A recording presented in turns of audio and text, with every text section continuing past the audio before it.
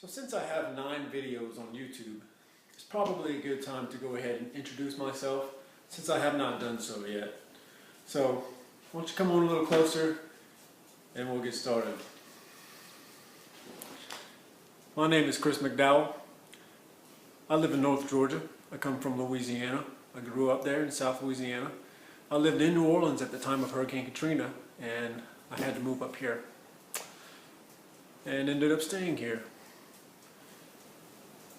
I have 3 females in my life. The first is my wife of 9 years.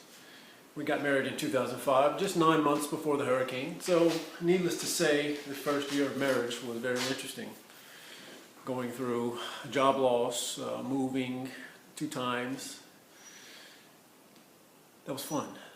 And I have 2 daughters now. One is 3 years old and the other one 9 months. I also have a dog, a dachshund, and his name is Jean Valjean. He's right over here, patiently waiting to go back inside. Alright, so now you know a little bit about me. Let's move on to the shop tour. And believe me, it won't take too long because I don't have that much stuff right now. But before we get started, this is a drawing my daughter did. It's of a big brown spot. So this is the work table I built. It was the first thing I ever built when I got started. I just found some plans online, bought all the wood and did it in a weekend.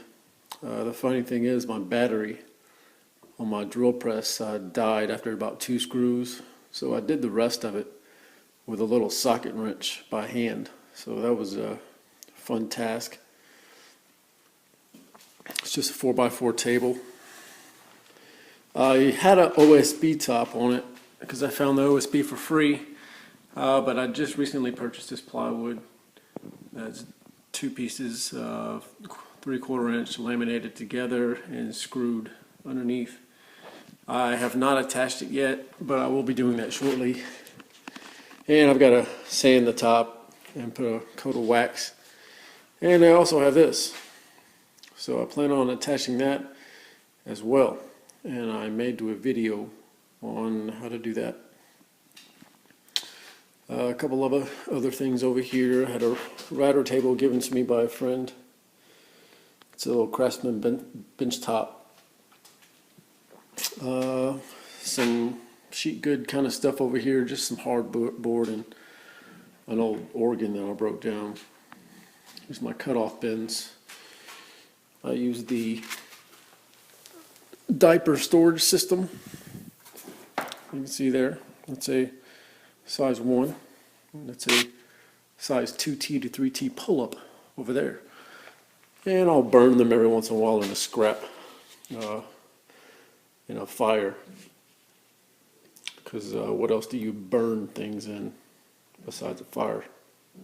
And with the router table that I mentioned already, I had received this router from a fellow lumberjock, Dallas, from Texas. He sent it to me when I was getting started out. So it's a Craftsman. It works very well, but the base has a piece broken on it. I can't really get it tight, and I don't feel safe using it anymore. But luckily, about the same time it died, a friend called me and said he had a router table and a router if I wanted it. So got this as a replacement for the one that broke, which was cool. So I had also just recently purchased this DeWalt. So I plan on building a full-size router table at some point with a router lift and all that jazz. And I plan on putting this one in permanently. Maybe this one. I guess I'll just see when I get there. Backing up, I have a drill press floor standing. It's a rigid floor standing model. This was given to me by a friend as well, who found out I was getting into woodworking. He had some tools in his basement which he never used. They were given to him. He's not into woodworking, so he gave them to me free of charge. So that was a very big blessing. In addition to that, the Craftsman router table saw, he gave me that as well. So if it wasn't for this guy, I would not really be doing much woodworking because I really couldn't afford to buy anything when I get started. And I still really can't afford to buy much now anyway, so these were huge. There's the Crosscut Sled. It's the first jig really I made for the table saw. There's a little push block from Shop Notes that I made. And then turning around underneath the work table, I basically added this little shelf, and I keep all my little tools down here, like the Dremel, Craig jig, screws and stuff, some router bits, and a chop saw that my dad gave me a long time ago. It's a 7-inch Ryobi.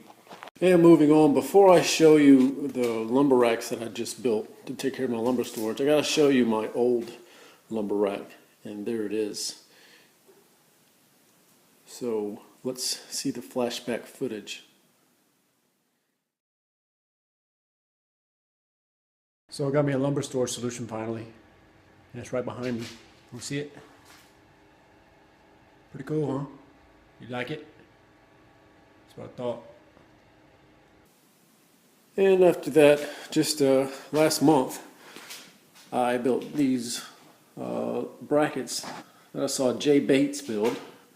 If you look at a lot of YouTube woodworking videos, I'm sure you've seen Jay Bates, Jay's Custom Creations. So I got these from him. Very simple, cheap lumber storage solution. On the top I have some driftwood. I don't know what I'll do with. Some scrap wood and pallet wood on the middle, some 2x4s, more scrap, a couple of pieces of poplar, part of the organ. So I still plan on building another one down here, but I got to figure out what to do with all this lawn equipment.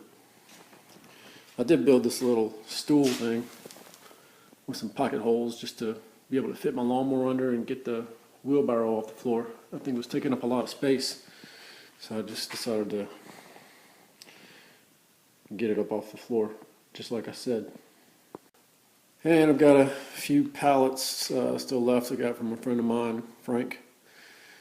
A little burn, that's the thing I make the fire, the special fire to burn scrap wood in. If I turn around, a bunch of junk over here. Underneath here, you got a Craig jig, some more Cutoff diaper storage solutions. Here's some of my clamps, or all of my clamps.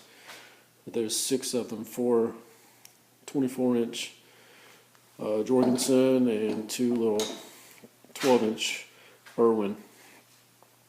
I also have a couple little other extra clamps that I spared no expense.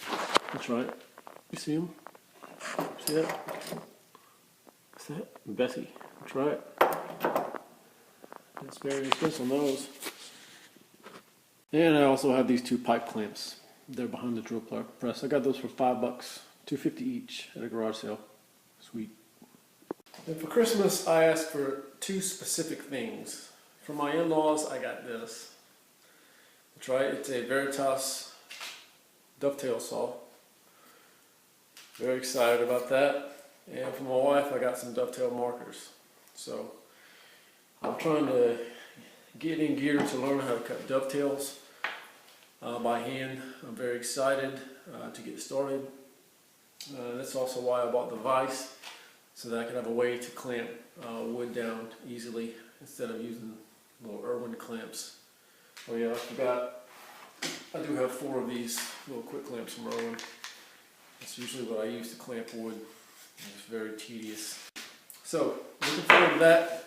And that's basically it. I do have a few other things I didn't show you. It wasn't really necessary to show you, just small other pieces of tooling and such. So I hope you enjoyed. I'll be looking forward to put more videos out, and I've got a few ideas, so there you go. See you later.